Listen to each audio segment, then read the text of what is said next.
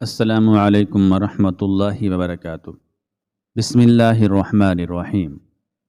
Labour روم میں صفائی کا کام کرتی تھی۔ میری کوئی اولاد نہیں تھی۔ ایک دن ایک لڑکی لیبر روم میں آئی تو مجھے بولی، جیسے ہی میرا بچہ ہو تم اسے چھپا کر اپنے ساتھ لے جانا۔ میں خوش ہو گئی۔ جو ہی بچہ لے کر گئی اس کے بعد سے دن بدل گئے، امیری آ گئی۔ لیکن جیسے جیسے لڑکی بڑی ہونے لگی میری جان نکلنے لگی، کیونکہ اس بچی کی کمر پر ایک عجیب نشان تھا۔ اور پھر ایک دن میری ساس نے وہ نشان دیکھ لیا اور چیخ اٹھی، کیونکہ وہ بچی تو ایک عورت جب تک بچے کی تخلیق کے مراحل سے نہیں گزرتی وہ نامکمل رہتی ہے، اور میں بھی ہمیشہ اپنے آپ کو نامکمل ہی تصور کرتی تھی۔ شادی کے 5 سال بعد بھی میں بے اولاد تھی، اور مجھے لگتا تھا کہ جب تک میری سونی گود نہیں بھرے گی میری زندگی میں خوشیاں نہیں آئیں گی۔ میں ہر وقت اولاد کے لیے ترستی تھی۔ کسی کی گود بھرتے دیکھتی تو آنکھوں میں آنسو آ جاتے۔ شدت دل سے دعا مانگتی، اے اللہ میری جھولی بھر دے، مجھے بھی ماں بننے کا سکھ نصیب فرما دے۔ میں کب تک یوں بے اولاد رہوں گی؟ لیکن میری دعاؤں میں تاثیر ہی نہیں رہی تھی۔ میں تہی دامن تھی، اور یہ روگ مجھے اندر ہی اندر مار رہا تھا۔ میں جب کبھی اپنے شوہر قاسم کو دیکھتی تو یہ دکھ اور بھی بڑھ جاتا۔ میرا سیدھا سادہ شوہر مجھ سے بے انتہا محبت کرتا تھا۔ وہ ہمارے ادھورے پن پر خاموش تھا۔ اس نے کبھی مجھے کوئی طعنہ نہیں دیا تھا، کبھی مجھ سے اولاد کی خواہش نہیں کی تھی، بلکہ مجھے پریشان دیکھتا تو محبت سے اپنی باہوں کے حصار میں بھرتا اور کہتا کہ مریم کیوں ایسی باتیں کرتی ہو، کیوں خدا سے شکایتیں لگاتی ہو، ہمارے نصیب میں ایسا ہی لکھا ہوگا۔ میں اس کی محبت کا لمس پا کر ٹوٹ جاتی اور سسک سسک کر رونے لگتی۔ آہستہ آہستہ میں ذہنی مریض ہوتی جا رہی تھی۔ ہر وقت کمرے میں بند رہنے لگی تھی۔ کسی تقریب میں جاتی تو لوگ بچے کا پوچھتے، کسی میت پر جاتی تو لوگ بچے کا پوچھتے۔ پتہ نہیں لوگ کیوں مجھے اس کمی کو بھولنے ہی نہیں دیتے تھے، اور اسی لیے میں نے لوگوں سے کنارہ کشی اختیار کر لی تھی۔ میں نے بچپن سے ہی بہت مشکل حالات دیکھے تھے۔ میرے ماں باپ نے بڑی مشکل سے پائی پائی جوڑ کر آنا جوڑ کر میری شادی کی تھی۔ قاسم عمارتیں بنانے کا کام کرتا تھا، وہ ایک ٹھیکیدار تھا، اور اس سے شادی کر کے میری زندگی کافی بہتر ہو گئی تھی۔ لیکن پھر اولاد نہ ہوئی تو میں اپنی ساس کی نظروں میں کھٹکنے لگی۔ قاسم سے جہاں تک ممکن ہو سکا اس نے مجھے میری ساس کے طعنوں سے بھی بچایا اور دنیا کی نظروں سے بھی۔ لیکن جیسے ہی وہ گھر سے نکل کر جاتا میری ساس بانجھ بانجھ کہہ کر میرا جینا حرام کر دیتی۔ وہ چاہتی تھی کہ قاسم مجھے طلاق دے اور وہ کسی دوسری لڑکی سے اس کی شادی کروا دیں، لیکن قاسم کو مجھ سے سچی محبت تھی اور انہوں نے کبھی مجھے چھوڑنے کی بات نہیں کی تھی۔ میری ساس اٹھتے بیٹھتے کہتی کہ بڑی جادوگرنی نکلی ہے یہ تو، کیسے میرے بیٹے پر جادو کیا ہوا ہے، بچہ بھی نہیں دیتی اور جون کی طرح چمٹ بھی گئی ہے۔ میری ساس کی ایسی باتیں میرا دل جلا کر راکھ کر دیتی۔ بچے کا ہونا نہ ہونا میرے ہاتھ میں تو نہیں تھا۔ اگر یہ سب میرے ہاتھ میں ہوتا تو میں شادی کے پہلے سال ہی قاسم کو اولاد کی خوشی دے دیتی۔ لیکن یہ بات میری ساس کو کون سمجھاتا؟ پرانے زمانے کی وہ عورت تھی جس کی نظر میں بچہ نہ ہونا سراسر عورت کا ہی قصور ہوتا ہے۔ میری شادی کو 2 سال گزرے تو میرے دیور کی بھی شادی ہوئی، اور خدا کا کرنا ایسا ہوا کہ پہلے ہی سال دیورانی کی گود بھر گئی۔ پھر کیا تھا، میری ساس نے اسے گھر کی مالکن بنا دیا اور مجھے اس کی نوکرانی۔ میں سارا دن گھر کے کام کرتی اور اپنی دیورانی کی بھی خدمت کرتی۔ وہ تو بچہ پیدا کر کے مہارانی بنی بیٹھی تھی، ایسا لگتا تھا جیسے اس میں سارا کمال اس کا ہی ہو۔ میں تو کبھی محبت سے اس کے بچے کو گود میں اٹھانا چاہتی تو مجھے حقارت سے صاف کہتی، تو بانجھ ہے، میرے بچے سے دور رہنا، ایسا نہ ہو کہ تیرا سایہ میرے بچے پر پڑے اور اس کا نصیب بھی خراب ہو جائے۔ مجھے اپنی دیورانی سے کم از کم ایسی امید ہرگز بھی نہیں تھی۔ میں اس کے بچے کے سارے چھوٹے بڑے کام خود کرتی تھی۔ اس وقت اسے یاد نہیں آتا تھا کہ میں بانجھ ہوں، لیکن جب اس کے بچے کو گود میں اٹھا کر پیار کرنے کی باری آتی تو اسے میرے اندر کی یہ کمی دکھائی دینے لگتی۔ ایک دن میری دیورانی غسل خانے میں تھی کہ اس کا بچہ زار و قطار رونے لگا۔ میرے اندر کی ممتا جاگ اٹھی اور مجھ سے برداشت نہ ہوا، تو میں بھاگ کر اس کے پاس گئی اور اسے گود میں اٹھا کر سینے سے لگایا۔ میرا لمس پا کر وہ بھی خاموش ہو گیا اور میری بے قرار مامتوں کو بھی قرار آ گیا۔ لیکن مجھے کیا معلوم تھا کہ میری دیورانی نے کیسا ہنگامہ کھڑا کرنا ہے۔ جیسے ہی وہ غسل خانے سے نکلی اور اپنے بچے کو میری گود میں دیکھا تو زور زور سے چیخنے چلانے لگی۔ میری ساس اس کا شور سن کر جیسے ہی کمرے میں پہنچی تو میری دیورانی نے مجھ پر انتہائی گھٹیا الزام لگاتے ہوئے ساس سے کہا کہ یہ میرے بچے کا گلا دبا کر اسے مارنے کی کوشش کر رہی تھی۔ خود تو ماں نہیں بن سکتی تھی اور مجھ سے میرا بچہ چھیننا چاہتی تھی۔ پھر کیا تھا، میری ساس نے آؤ دیکھا نہ تاؤ مجھے مارنا پیٹنا شروع کر دیا۔ میں چیختی چلاتی رہی کہ میں تو بس بچے کو چپ کروا رہی تھی، لیکن میری بات پر کس کو یقین آنا تھا؟ ان سب کی نظروں میں میں ہی مجرم تھی۔ میری ساس نے مجھے دھکے دے کر گھر سے باہر نکال دیا۔ میں دروازے پر بیٹھ کر ہی رونے لگی۔ ایسی ہی شام ہو گئی اور جب قاسم آئے تو مجھے اس طرح دیکھ کر پریشان ہو گئے۔ میری ساس نے اس قصے کو بڑھا چڑھا کر قاسم کے سامنے اس طرح پیش کیا کہ وہ مجرم سمجھ بیٹھے، لیکن قاسم اچھی طرح مجھے اور میرے کردار کو جانتے تھے، اسی لیے اپنی ماں کی باتوں میں آنے کی بجائے قاسم نے کہا کہ میرا اور اپنا سامان باندھو اور ابھی اور اسی وقت اس گھر سے نکل چلو۔ قاسم کی بات سن کر اس کی ماں کے چہرے کا رنگ اڑ گیا اور وہ قاسم کے پیروں میں پڑ گئی اور کہنے لگی، نہ بیٹا، مجھے چھوڑ کر نہ جا، تیری بیوی نے تجھ پر جادو کر دیا ہے جو تجھے اس کی حقیقت دکھائی نہیں دے رہی ہے۔ قاسم نے روتے ہوئے اپنی ماں کے آگے ہاتھ جوڑ دیا اور کہا، اب تو بس کر دو اماں، اور کتنے الزام لگاؤ گی؟ میں مانتا ہوں کہ میری بیوی بچہ پیدا نہیں کر سکتی، لیکن اس کا یہ مطلب تو نہیں کہ وہ کسی دوسرے کے بچے کی جان لے لے گی، اور وہ بھی میرے ہی بھائی کے بچے کی۔ میری بیوی ایسی گھٹیا عورت نہیں ہے۔ اس نے میرا ہاتھ پکڑا، ضرورت کا کچھ سامان لیا اور اسی وقت بنا سوچے سمجھے میرے ساتھ اپنی ماں کا گھر چھوڑ دیا۔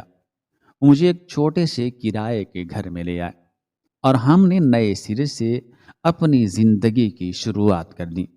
میں حیران رہ گئی تھی کہ قاسم نے کس طرح میرا ساتھ نبھایا تھا، جبکہ میں تو انہیں زندگی کی بنیادی خوشی بھی نہیں دے سکتی تھی۔ اور پھر اس دن سے میری دعاؤں میں مزید شدت آ گئی۔ ہمارے اس نئے گھر کے قریب ہی ایک چھوٹا سا میٹرنٹی ہوم تھا۔ میں اکثر وہاں سے عورتوں کو پیدائشی بچے لے کر جاتا دیکھتی تو میرا دل تڑپ اٹھتا۔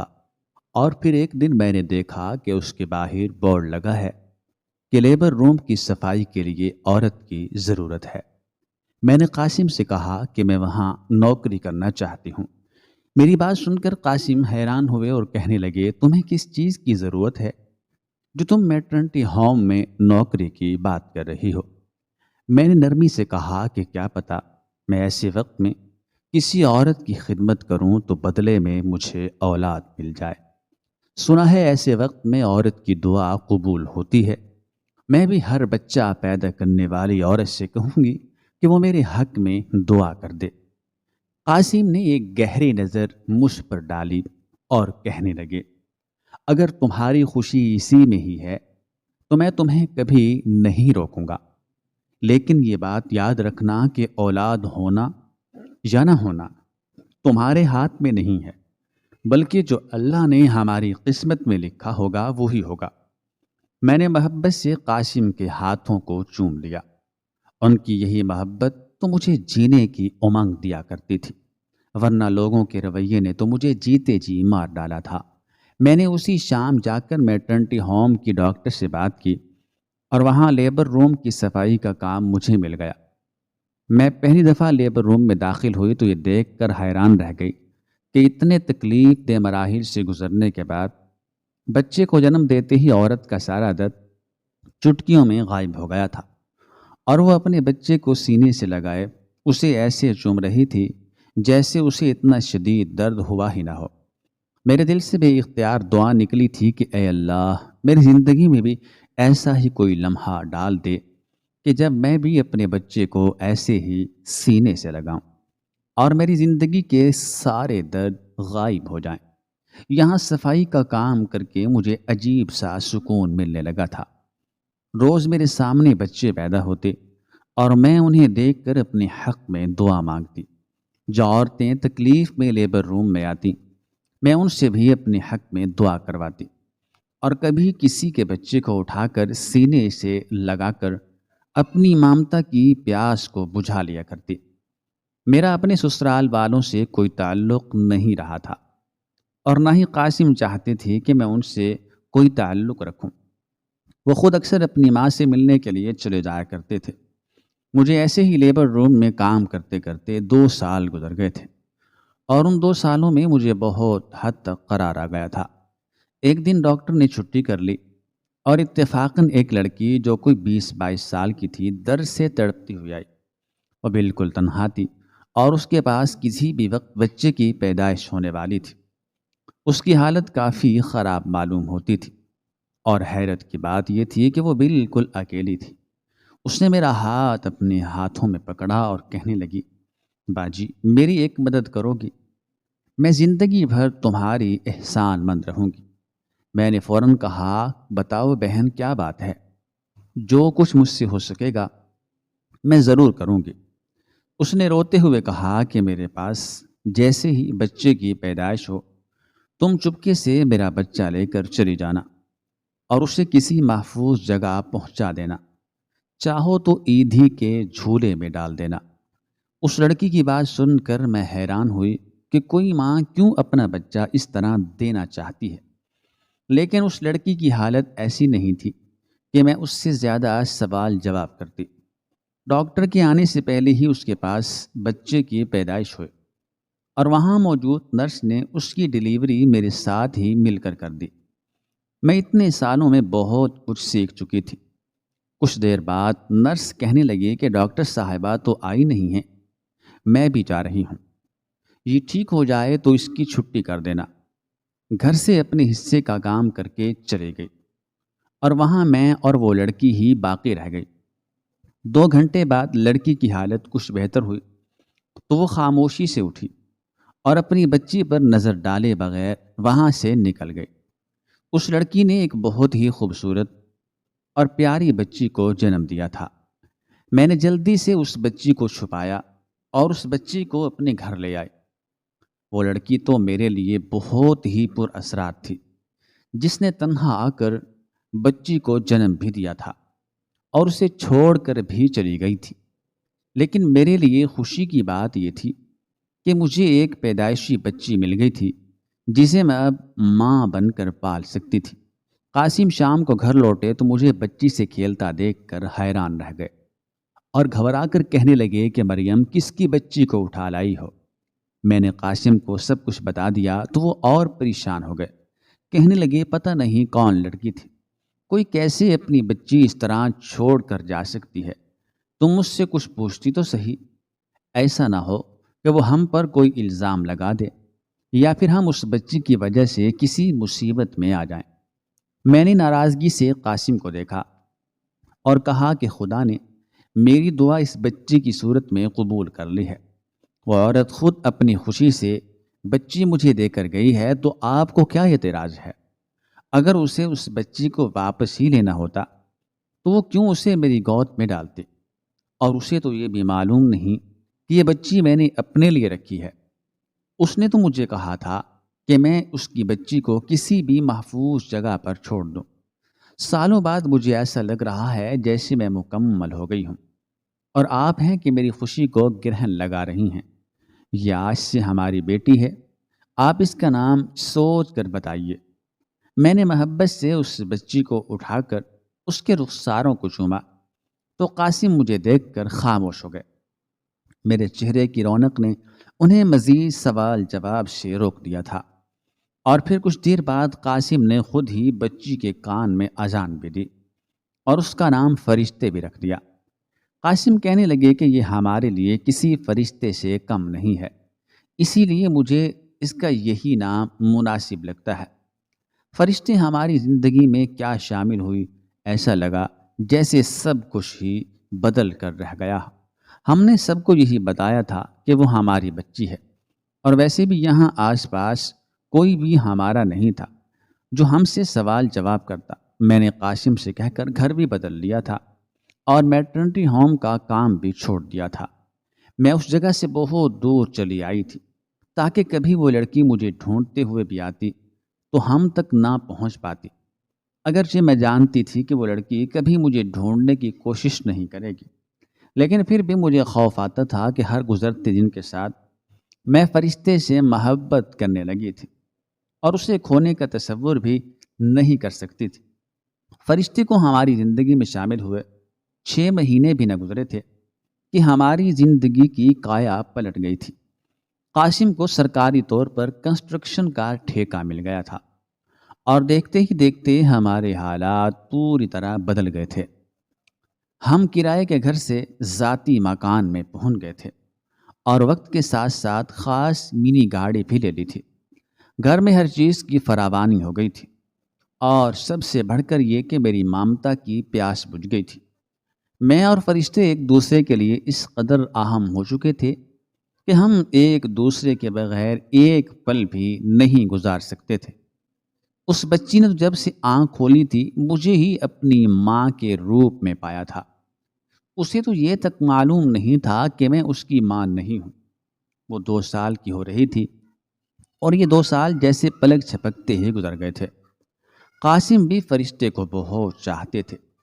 اس کی چھوٹی سی چھوٹی گلکاری پر ان کے چہرے پر خوشی آ جاتی اور میں اللہ کا لاکھ لاکھ شکر ادا کرتی کہ اس نے کسی نہ کسی صورت ہمارے آنگن میں خوشیاں بھیجتی ہیں۔ لیکن جیسے جیسے فرشتے بڑی ہو رہی تھی میں ایک بہت عجیب سی چیز محسوس کر رہی تھی۔ میں جب بھی اسے نہلانے کے لیے لے کر جاتی یا کپڑے تبدیل کرواتی تو میرے رونگٹے کھڑے ہو جاتے۔ کتنی دفعہ میں نے سوچا کہ میں قاسم سے اس بارے میں بات کروں، لیکن پھر میں ڈر کر خاموش ہو جاتی۔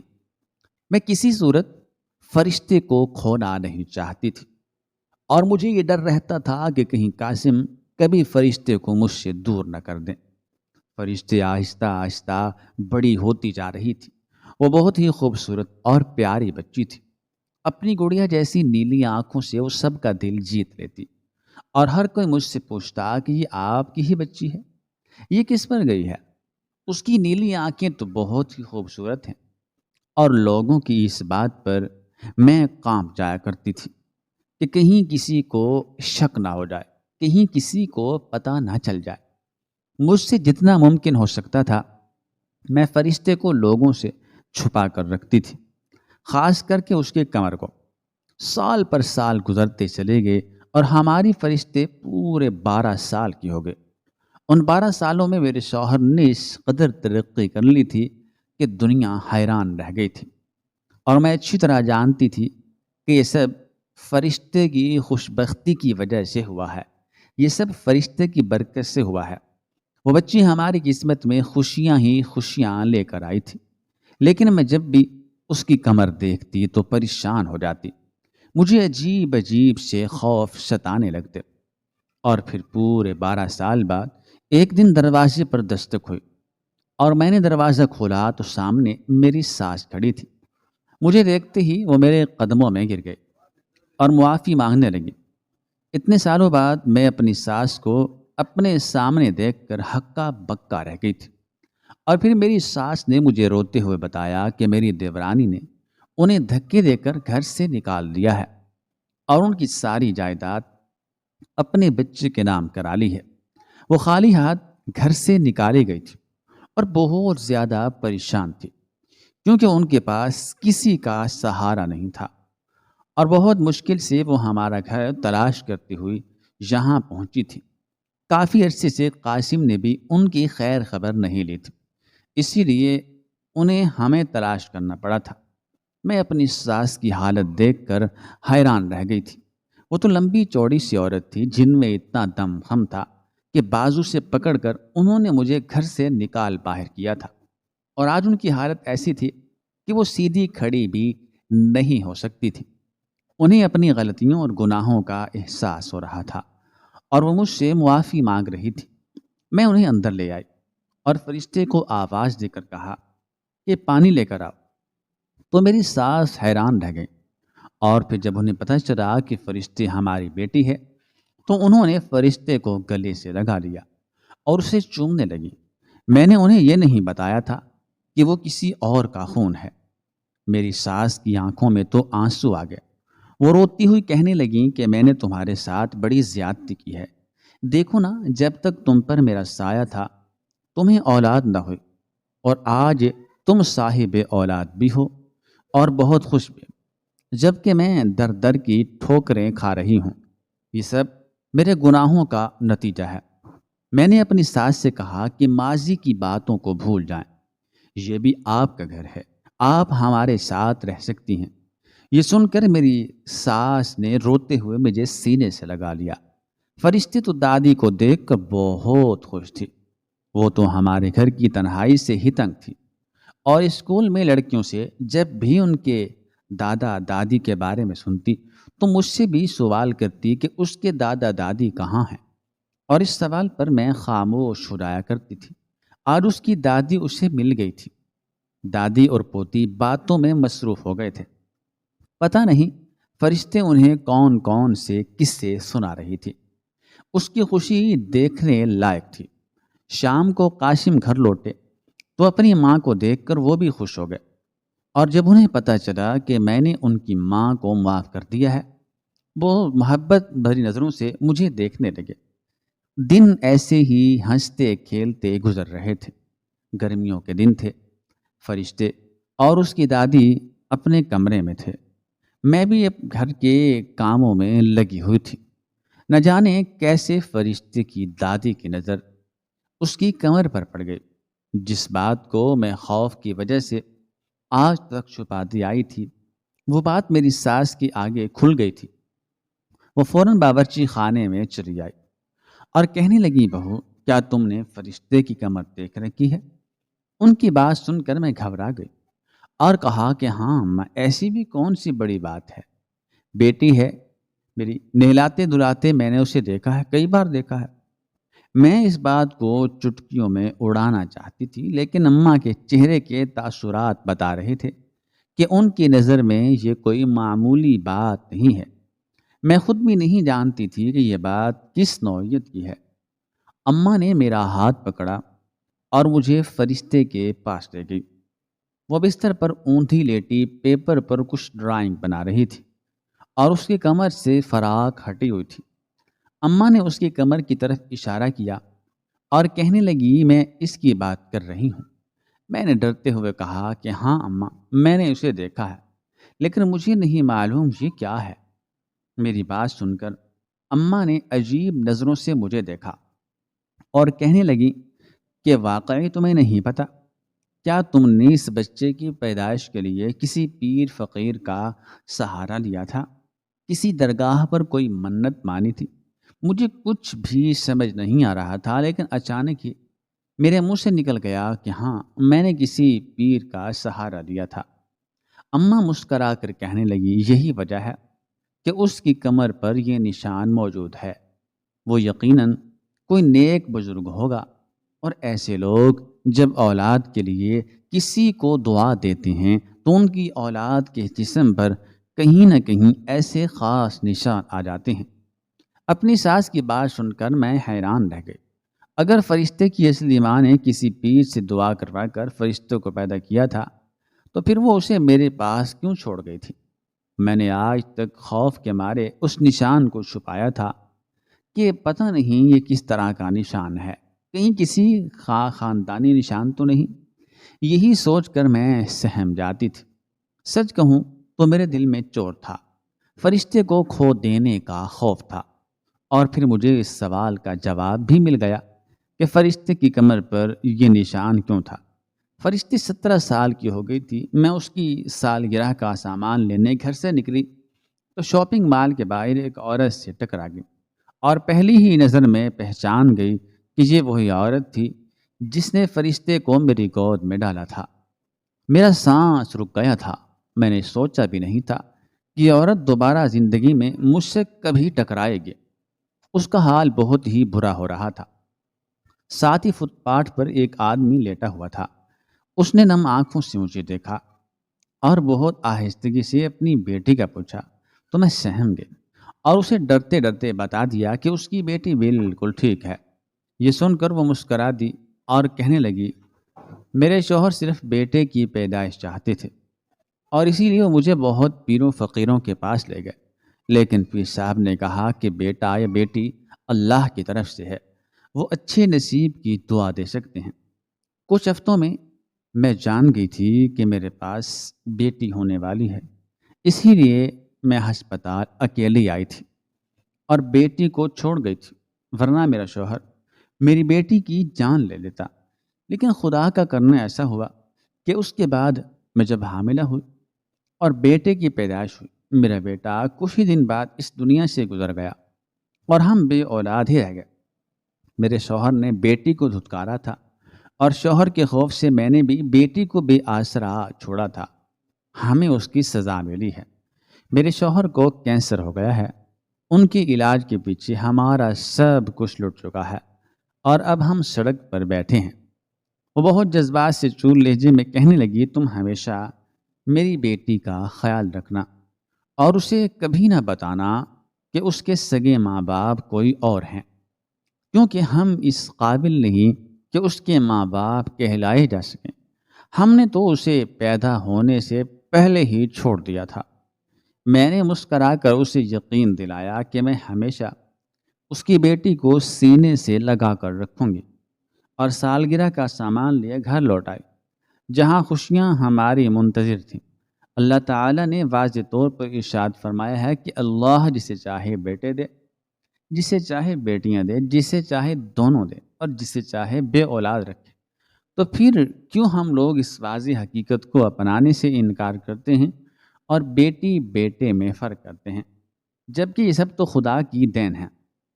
اور اگر میں بے اولاد بھی ہوں تو یہ بھی میرے رب کی ہی مرضی ہے، لیکن پتہ نہیں کیوں ہم رب کی رضا میں راضی ہونے والے نہیں ہیں۔ اللہ تعالی ہم سب کو نیک ہدایت دے اور بیٹیوں کو دل سے اپنانے والا بنا دے۔ ناظرین، مزید اسی طرح کی سبق آموز کہانیاں سننے کے لیے ہمارے چینل ہریرہ وائس کو سبسکرائب کریں۔ شکریہ۔